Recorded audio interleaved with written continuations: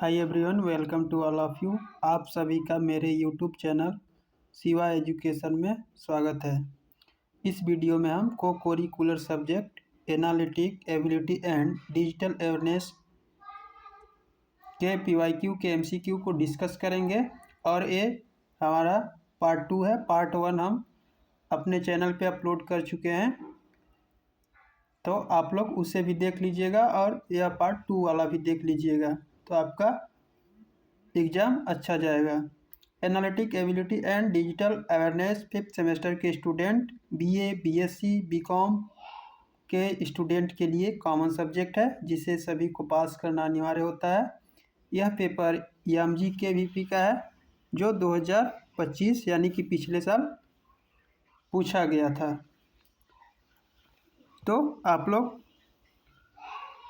ये वीडियो भी देख लीजिएगा और आपको उस वीडियो में भी बताया गया है कि टोटल आपको 50 क्वेश्चन पूछे जाते हैं और टोटल 100 मार्क्स का एक क्वेश्चन पेपर होता है।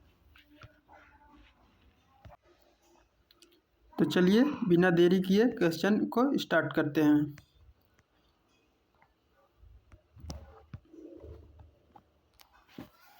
क्वेश्चन नंबर फर्स्ट, एक आदमी 2 किलोमीटर उत्तर की ओर चलना शुरू करता है, फिर 2 किलोमीटर पूर्व की ओर चलता है और अंत में 2 किलोमीटर दक्षिण की ओर चलता है। वह अपने प्रारंभिक बिंदु से कितनी दूर है?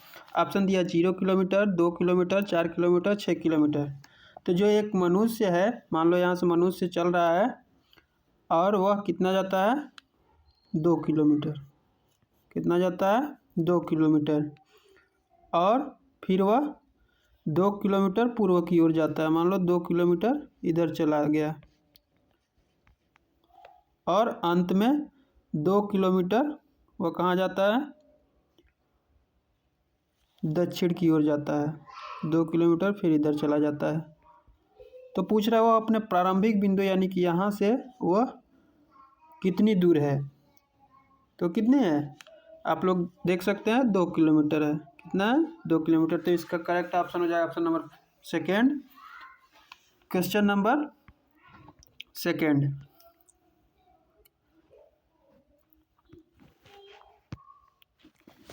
हाथ का काम दस्ताना है और पैर का काम क्या है? यानी कि हाथ में हम लोग दस्ताना पहनते हैं और पैर में क्या पहनते हैं?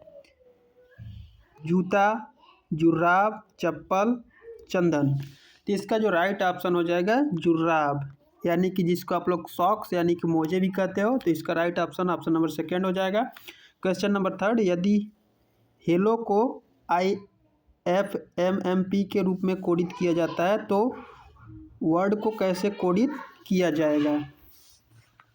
इसमें ऑप्शन दिया है XPSME, XPSMG, XNTME और XNTMG। तो देखो इसमें हेलो को किस में कोडित किया गया है? IFMMP।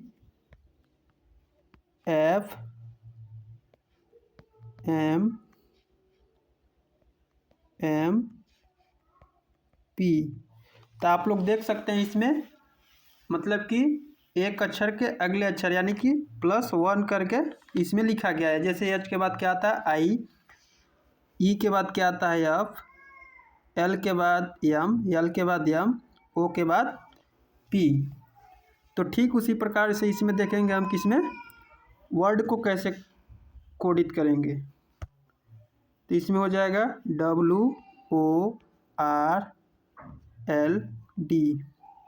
तो W के बाद क्या आता है? W के बाद क्या आता है? W के बाद X, O के बाद P, R के बाद S, L के बाद M और D के बाद E। तो आप लोग ऑप्शन में देख सकते हैं किस ऑप्शन में दिया हुआ है XPSME। तो इसमें ऑप्शन फर्स्ट हो जाएगा। यहाँ पे फर्स्ट में दिया हुआ है तो इसमें आप लोग टिक करेंगे। चलिए अगला क्वेश्चन देखते हैं। क्वेश्चन नंबर 4, यदि P छोटा है Q से या बराबर है और Q बड़ा है R से या बराबर है तो निम्नलिखित में कौन सा सत्य होना चाहिए। तो इसका राइट ऑप्शन हो जाएगा ऑप्शन नंबर थर्ड, यानी कि क्या होगा, यानी कि P बड़ा है या बराबर है R से। चलिए अगला क्वेश्चन देखते हैं, क्वेश्चन नंबर 5।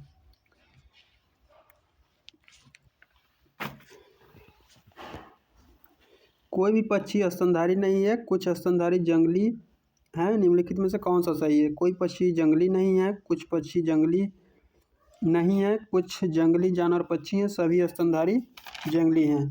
तो इसका जो राइट ऑप्शन हो जाएगा ऑप्शन नंबर सेकेंड, यानी कि, लेकिन एक मिनट, इसमें मिस्टेक दिया हुआ है, आप लोग इसका इंग्लिश वाला देखिएगा।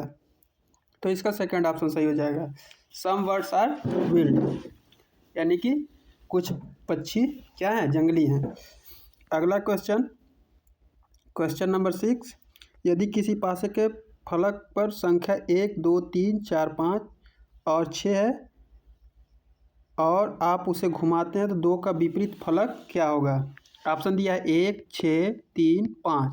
तो इसका जो राइट ऑप्शन हो जाएगा ऑप्शन नंबर 4, यानी कि 5, यानी कि 2 का विपरीत जो फलक होगा वो कितना होगा, 5 होगा। चलिए अगला क्वेश्चन देखते हैं, क्वेश्चन नंबर 7।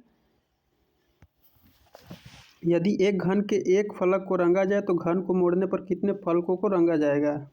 इसमें ऑप्शन दिया 1, 2, 3, 4। तो इसका जो करेक्ट ऑप्शन हो जाएगा ऑप्शन नंबर फर्स्ट, यानी कि 1। अगला क्वेश्चन, क्वेश्चन नंबर 8।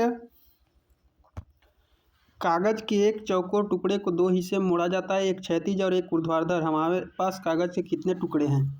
तो इसमें ऑप्शन दिया है 2, 4, 6, 8। तो इसका जो करेक्ट ऑप्शन हो जाएगा ऑप्शन नंबर सेकेंड, यानी कि 4 टुकड़े हैं।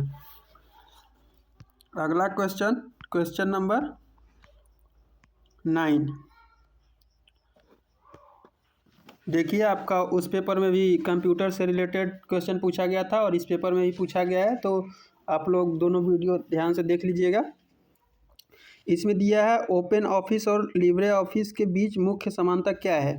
दोनों सशुल्क सॉफ्टवेयर हैं, दोनों ओपन सोर्स ऑफिस सूट हैं, दोनों माइक्रोसॉफ्ट द्वारा विकसित किए गए हैं, दोनों केवल मैक ओएस पर चलते हैं। तो इसका जो राइट ऑप्शन हो जाएगा वो सेकेंड हो जाएगा, यानी कि दोनों ओपन सोर्स ऑफिस सूट्स हैं। अगला question, question number 10। Google Docs किस प्रकार का सॉफ्टवेयर है। ओपन सोर्स सॉफ्टवेयर, क्लाउड आधारित कार्यालय अनुप्रयोग, केवल डेस्कटॉप सॉफ्टवेयर, ऑपरेटिंग सिस्टम। तो इसका जो राइट ऑप्शन हो जाएगा ऑप्शन नंबर सेकेंड, यानी कि केवल क्लाउड आधारित कार्यालय अनुप्रयोग है। अगला क्वेश्चन, क्वेश्चन नंबर 11। वेबसाइटों तक पहुंचने के लिए आमतौर पर किस प्रोटोकॉल का उपयोग किया जाता है। FTP, HTTP, SMTP, SNMP। तो इसका जो राइट ऑप्शन हो जाएगा ऑप्शन नंबर सेकेंड, HTTP। अगला क्वेश्चन, क्वेश्चन नंबर 12। निम्नलिखित में से कौन सा वेब ब्राउज़र नहीं है। Google Chrome, Mozilla Firefox, Microsoft word, safari. तो इसका जो राइट ऑप्शन हो जाएगा option number third, Microsoft word. अगला क्वेश्चन, क्वेश्चन नंबर 13। एक साथ कई प्राप्तकर्ताओं को ईमेल भेजने की अवधि क्या है। अग्रेषण, नकल करना, CC, उत्तर देना। तो इसका जो राइट ऑप्शन हो जाएगा ऑप्शन नंबर थर्ड, यानी कि कार्बन कॉपी, CC। अगला क्वेश्चन, क्वेश्चन नंबर 14। यदि किसी त्रुटि के कारण ईमेल नहीं भेज सकते तो आपको क्या करना चाहिए। कंप्यूटर को फिर से प्रारंभ करना चाहिए, इंटरनेट कनेक्शन का जांच करना चाहिए, पासवर्ड बदलना चाहिए या ईमेल को ही हटा देना चाहिए। तो इसका जो राइट ऑप्शन हो जाएगा ऑप्शन नंबर सेकेंड, यानी कि अपनी इंटरनेट की कनेक्शन को जांच करना चाहिए। अगला क्वेश्चन, क्वेश्चन नंबर 15। माइक्रोसॉफ्ट द्वारा कौन सा ब्राउज़र विकसित किया गया था, यानी कि माइक्रोसॉफ्ट के द्वारा कौन सा ब्राउज़र बनाया गया था। Google Chrome, Mozilla Firefox, internet explorer, safari. तो इसका जो करेक्ट ऑप्शन हो जाएगा ऑप्शन नंबर थर्ड, यानी कि इंटरनेट एक्सप्लोरर। अगला क्वेश्चन, क्वेश्चन नंबर 16, कौन सा सर्च इंजन दुनिया भर में सबसे ज़्यादा इस्तेमाल किया जाता है? डक डक गो, विंग, याहू या गूगल? तो आप लोगों को पता होगा गूगल सबसे ज़्यादा यूज किया जाता है, इसलिए इसका चौथा ऑप्शन करेक्ट हो जाएगा। अगला क्वेश्चन, क्वेश्चन नंबर 17,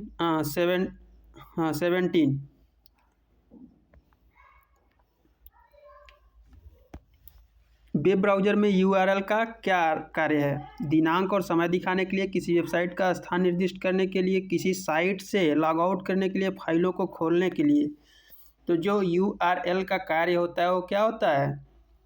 किसी भी वेबसाइट का स्थान निर्दिष्ट करने के लिए होता है, इसलिए इसका राइट ऑप्शन सेकेंड हो जाएगा। अगला क्वेश्चन, क्वेश्चन नंबर 18, ढूंढें और बदलें सुविधा में सभी बदलें बटन क्या करता है? सभी घटनाओं को एक साथ बदल देता है, केवल एक घटना को प्रतिस्थापित करता है, सभी मेल खाने वाले टेक्स्ट को हाईलाइट करता है, मेल खाने वाले को टेक्स्ट को हटा देता है। तो इसका जो राइट ऑप्शन हो जाएगा ऑप्शन नंबर फर्स्ट, यानी कि सभी घटनाओं को एक साथ बदल देता है, यानी कि फाइंड एंड रिप्लेस का जो ऑप्शन होता है वो सभी घटनाओं को एक साथ बदल देता है। अगला क्वेश्चन, क्वेश्चन नंबर 19, पैराग्राफ का इंडेंट बढ़ाने के लिए शॉर्टकट का उपयोग करें, यानी कि कौन सा शॉर्टकट का उपयोग करके हम पैराग्राफ का इंडेंट बढ़ा सकते हैं? कंट्रोल-M, कंट्रोल-N, कंट्रोल-Shift-M, कंट्रोल Alt+M। तो इसका जो राइट ऑप्शन हो जाएगा इसका फर्स्ट हो जाएगा, यानी कि कंट्रोल-M से हम पैराग्राफ का इंडेंट को बढ़ा सकते हैं। अगला question, question number 20, MS word में टेम्पलेट का उपयोग किया जाता है दस्तावेज का रंग बदलने के लिए, पूर्व डिजाइन किए गए दस्तावेज बनाने के लिए, एनिमेशन जोड़ने के लिए, पेज का आकार बदलने के लिए। तो इसका जो राइट ऑप्शन हो जाएगा ऑप्शन नंबर सेकेंड, पूर्व डिजाइन किए गए दस्तावेज बनाने के लिए। क्वेश्चन नंबर 21, पेज ओरिएंटेशन बदलने के लिए यहाँ जाएं, कहाँ पे?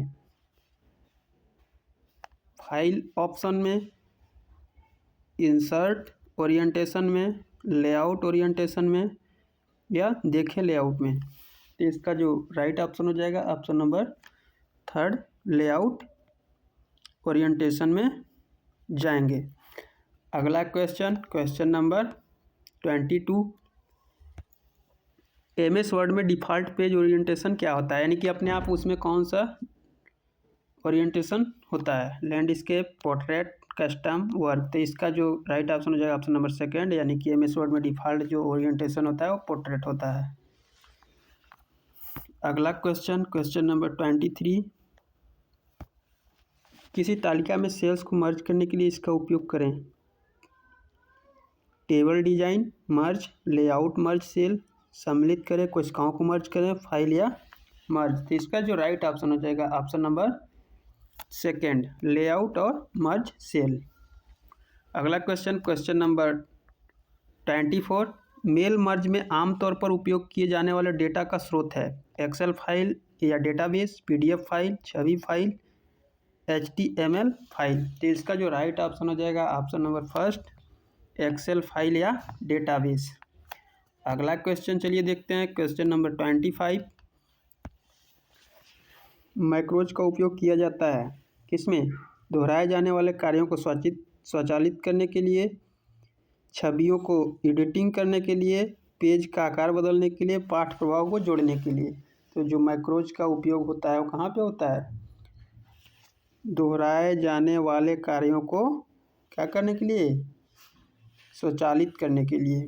अगला क्वेश्चन, क्वेश्चन नंबर 26, प्रिंट संवाद बॉक्स में कौन सा विकल्प आपको चयनित पृष्ठों को प्रिंट करने की अनुमति देता है? तो इसका जो राइट ऑप्शन हो जाएगा ऑप्शन नंबर फर्स्ट, यानी कि पेज रेंज। अगला क्वेश्चन, क्वेश्चन नंबर 27, एक्सेल में फार्मूला बार क्या प्रदर्शित करता है? चयनित सेल का डेटा, कॉलम और पंक्ति संख्या, चयनित सेल का मान या सूत्र, कार्य पुस्तिका का नाम। तो इसका जो राइट ऑप्शन हो जाएगा ऑप्शन नंबर थर्ड, चयनित सेल या मान का सूत्र। अगला क्वेश्चन, क्वेश्चन नंबर 28, निम्नलिखित में से कौन सा एक प्रकार की सूचना प्रणाली नहीं है? लेन देन प्रसंस्करण प्रणाली जिसको TPS बोला जाता है, निर्णय समर्थन प्रणाली जिसको कि DSS बोला जाता है, डेटा एंट्री सिस्टम, या ग्राहक संबंध प्रबंधन जिसको कि CRM बोला जाता है। तो इसका जो राइट ऑप्शन हो जाएगा ऑप्शन नंबर 3 यानी कि डेटा एंट्री सिस्टम। अगला क्वेश्चन नंबर 29, निम्नलिखित में से कौन CIA मॉडल में आई का प्रतिनिधित्व करता है? तो इसका आप लोग इंग्लिश देखिएगा थोड़ा सा। इसमें पूछा है which of the following represent the I in the CIA model. इसमें दिया है इंटेग्रिटी, इंफॉर्मेशन, इम्प्लीमेंटेशन, इंटरनेट। तो सबसे पहले जानेंगे हम CIA का फुल फॉर्म क्या होता है। तो C मतलब होता है कॉन्फिडेंटिलिटी, इंटेग्रिटी, एबिलिटी। तो इसका जो राइट ऑप्शन हो जाएगा आई का मतलब इंटेग्रिटी। तो इसका फर्स्ट वाला सही हो जाएगा। अगला क्वेश्चन नंबर 30, सूचना सुरक्षा है। डेटा को केवल कागज पर रखना, अनाधिकृत पहुंच और दुरुपयोग से जानकारी की रक्षा करना, डेटा को सभी उपयोगकर्ताओं के लिए सुलभ बनाना, क्लाउड में डेटा संग्रहित करना। तो इसका जो राइट ऑप्शन हो जाएगा ऑप्शन नंबर 2, अनाधिकृत पहुंच और दुरुपयोग से जानकारी की रक्षा करना। चलिए अगला क्वेश्चन देखते हैं। क्वेश्चन नंबर 31, निम्नलिखित में से कौन सा साइबर हमले का उदाहरण है? एक मजबूत पासवर्ड का उपयोग करना, फिशिंग, डेटा का बैकअप लेना, नियमित सॉफ्टवेयर अपडेट। तो जो इसका करेक्ट ऑप्शन है ऑप्शन नंबर 2 यानी कि फिशिंग साइबर हमले का एक उदाहरण है। चलिए अगला क्वेश्चन देखते हैं। क्वेश्चन नंबर 32, फेक न्यूज है। विश्वसनीय स्रोतों से समाचार, लोगों को धोखा देने के लिए गलत सूचना फैलाई गई। प्रामाणिक समाचार जो केवल सकारात्मक है। तो इसका जो राइट ऑप्शन हो जाएगा ऑप्शन नंबर 2 यानी कि लोगों को धोखा देने के लिए गलत सूचना फैलाई गई। अगला क्वेश्चन देखते हैं। क्वेश्चन नंबर 33, इनमें से किसे खराब साइबर सुरक्षा का जोखिम माना जाता है? उत्पादकता में वृद्धि, डेटा चोरी, मजबूत पासवर्ड, सॉफ्टवेयर अपडेट। तो इसका जो राइट ऑप्शन हो जाएगा ऑप्शन नंबर 2, डेटा चोरी। अगला क्वेश्चन नंबर 34, व्यवसायों को साइबर सुरक्षा की आवश्यकता क्यों है? इंटरनेट ट्रैफिक बढ़ाने के लिए, ग्राहक डेटा की सुरक्षा और विश्वास बनाए रखना, परिचालन लागत कम करने के लिए, अधिक विज्ञापन सक्षम करने के लिए। तो इसका जो राइट ऑप्शन हो जाएगा ऑप्शन नंबर 2 यानी कि ग्राहक डेटा की सुरक्षा और विश्वास बनाए रखने के लिए। अगला क्वेश्चन 35, एथिकल हैकिंग में क्या शामिल है? बिना किसी अनुमति के हैकिंग, डेटा चोरी करने के लिए अनाधिकृत पहुंच प्राप्त करना, सिस्टम सुरक्षा में सुधार के लिए अधिकृत परीक्षण, गोपनीय जानकारी प्रकाशित करना। तो इसका जो राइट ऑप्शन हो जाएगा ऑप्शन नंबर 3 यानी कि सिस्टम सुरक्षा में सुधार के लिए अधिकृत परीक्षण। चलिए अगला क्वेश्चन देखते हैं। क्वेश्चन नंबर 36,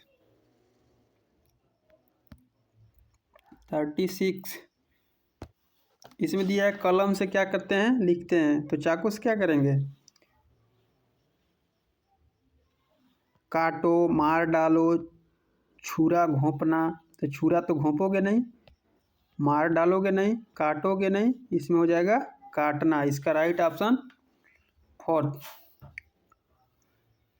अगला क्वेश्चन नंबर 37, एक महिला की ओर इशारा करते हुए एक आदमी कहता है वह मेरी माँ की इकलौती बहू है।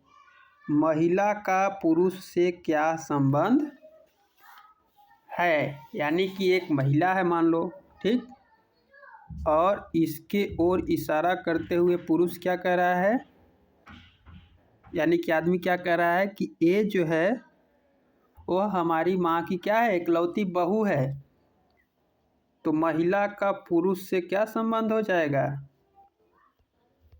पत्नी। यानी कि जो आदमी इशारा करते हुए कह रहा है कि वो मेरे माँ की क्या है, इकलौती बहू है, यानी कि उस मनुष्य का क्या है, पत्नी है। तो इसका राइट ऑप्शन थर्ड हो जाएगा।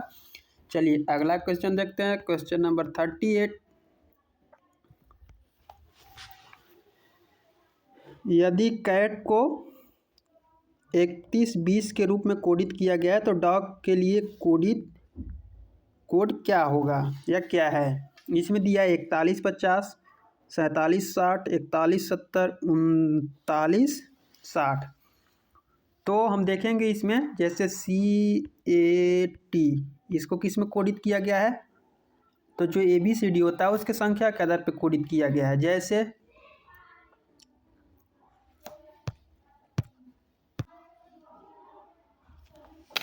C कितने नंबर पे आता है, 3 नंबर पे आता है। A कितने नंबर पे आता है, 1 नंबर पे आता है। T कितने नंबर पे आता है, 20 नंबर पे आता है। तो उस हिसाब से इसको 3120 के रूप में कोडित किया गया है। उसी प्रकार से हम DOG क्या करेंगे, किसका करेंगे, DOG का। तो D कितने नंबर पे आता है, D कितने नंबर पे आता है, 4 नंबर पे। और O कितने नंबर पे आता है, 15 नंबर पे। G कितने नंबर पे आता है, 7 नंबर पे। तो इसमें 4157 हो जाएगा, जो कि ऑप्शन में आपका दिया हुआ नहीं है। तो आपका इसका जो राइट ऑप्शन हो जाएगा ऑप्शन नंबर फर्स्ट, क्योंकि इसमें 3 अंक मिल रहा है 41, यानी कि 41.5 मिल रहा है। तो इसका राइट ऑप्शन आपका हो जाएगा। चलिए अगला क्वेश्चन देखते हैं, क्वेश्चन नंबर 39। निम्नलिखित में से कौन पक्षी चील और पेंगुइन के बीच संबंध को सबसे अच्छा दर्शाता है? सभी अलग मंडलियां पेंडुगल और ईगिल पक्षियों को उपसमूह हैं। ईगिल और पक्षी ओवरलैप होते हैं, पेंडुगल अलग है। पक्षी और चील ओवरलैप होते हैं, पेंगुइन अलग है। तो इसका जो राइट ऑप्शन हो जाएगा ऑप्शन नंबर सेकेंड, यानी कि पेंगुइन और ईगल पक्षियों के उपसमूह हैं। चलिए अगला क्वेश्चन देखते हैं, क्वेश्चन नंबर 40। डेटा एक व्यक्ति B से लंबा है और B C से लंबा है। प्रश्न सबसे लंबा कौन है? कथन A C से लंबा है। कथन 2 C सबसे छोटा नहीं है। तो इसका जो राइट ऑप्शन हो जाएगा ऑप्शन नंबर सेकेंड, यानी कि पर्याप्त है। कथन 2 क्या है, पर्याप्त है। सॉरी, इसमें 2 नहीं होगा, इसमें ऑप्शन नंबर फर्स्ट सही होगा, यानी कि कथन एक पर्याप्त है, यानी कि A C से लंबा है। चलिए अगला क्वेश्चन देखते हैं, क्वेश्चन नंबर 41। यदि बड़ी संख्या में लोग नियमित रूप से कक्षाओं में भाग नहीं ले रहे हैं तो कार्रवाई का तरीका क्या होना चाहिए? मुद्दे पर ध्यान न दें, अनुपस्थिति के पीछे के कारण की जांच करें, कक्षा का समय बढ़ाएं, कक्षाएं निलंबित करें। तो आप लोग इसमें देख सकते हैं कक्षा बंद करना सही नहीं है, कक्षा का समय बढ़ाने से भी कोई फ़ायदा नहीं है, मुद्दे पे ध्यान नहीं देना और ख़राब बात है। इसलिए इसमें हमको पता करना चाहिए कि अनुपस्थिति के पीछे आखिरकार कारण क्या है। चलिए अगला क्वेश्चन देखते हैं, क्वेश्चन नंबर 42। यदि कोई टीम कम उत्पादकता का सामना कर रही है तो स्थिति को सुधारने के लिए सबसे अच्छा निर्णय क्या होगा? काम के घंटे बढ़ाना पड़ेगा, टीम को प्रेरित करें और चिंताओं का समाधान करें, टीम के सदस्यों को कम करें, कार्यस्थान बदलें। तो देखो इसमें कार्यस्थान बदलने से कुछ नहीं होगा, टीम के सदस्यों को कम करने से भी कुछ नहीं होगा, काम के घंटे बढ़ाने से लोग और भाग जाएंगे। इसलिए टीम को प्रेरित करना और चिंताओं का समाधान करना चाहिए। अगला क्वेश्चन, क्वेश्चन नंबर 43। यदि किसी कंपनी को अचानक लाभ से हानि हो तो उसे क्या करना चाहिए? संचालन बंद कर देना चाहिए, कर्मचारियों को निकाल देना चाहिए, विश्लेषण करें और नुकसान का कारण ढूंढें और सुधारात्मक उपाय करें, उत्पादों को कीमतों के कम करें। और जो राइट ऑप्शन हो जाएगा ऑप्शन नंबर थर्ड। अगला क्वेश्चन देखते हैं, क्वेश्चन नंबर 44। डिजिटल कंप्यूटर के ब्लॉक आरेख में LU का क्या अर्थ है? यानी कि LU का फुल फॉर्म क्या है? Arithmetic logic unit, auxiliary logic unit, arithmetic and linear unit, automatic logic unit. तो इसका जो right option option number first, arithmetic logic unit होता है, LU का फुल फॉर्म। अगला क्वेश्चन नंबर 45, MS वर्ड में क्विक एक्सेस टूल बार स्थित है स्क्रीन के नीचे शीर्ष पट्टी के नीचे स्टेटस बार के अंदर पेज लेआउट टैब के आगे। तो इसका जो राइट ऑप्शन हो जाएगा ऑप्शन नंबर सेकेंड, यानी कि बिलो द टाइटल बार, यानी कि शीर्षक पट्टी के नीचे। चलिए अगला क्वेश्चन देखते हैं। क्वेश्चन नंबर 46, कर्सर को अगली पंक्ति की शुरुआत में ले जाने के लिए क्या दबाना चाहिए? Tab, inter, shift, space bar. तो इसका जो राइट ऑप्शन हो जाएगा ऑप्शन नंबर सेकेंड, यानी कि दर्ज करें, यानी कि इंटर दबाना चाहिए। अगला क्वेश्चन नंबर 47, एक्सेल में टेक्स्ट फंक्शन क्या करता है? संख्याओं को टेक्स्ट प्रारूप में परिवर्तित करता है, टेक्स्ट को संख्याओं में परिवर्तित करता है, दिनांक प्रारूप बदलता है, दो टेक्स्ट स्ट्रिंग्स को जोड़ता है। तो इसका जो राइट ऑप्शन हो जाएगा ऑप्शन नंबर फर्स्ट, यानी कि संख्याओं को टेक्स्ट प्रारूप में परिवर्तित करता है। अगला क्वेश्चन नंबर 48, एक्सेल में ऑटो सम फंक्शन का उद्देश्य क्या है? स्वचालित रूप से औसत की गणना करता है, स्वचालित रूप से योग की गणना करता है, स्वचालित रूप से एक सूत्र लागू होता है, टेक्स्ट फॉर्मेटिंग स्वचालित रूप से लागू होती है। तो इसका जो राइट ऑप्शन हो जाएगा ऑप्शन नंबर सेकेंड, कि स्वचालित रूप से योग की गणना करता है। अगला क्वेश्चन नंबर 49,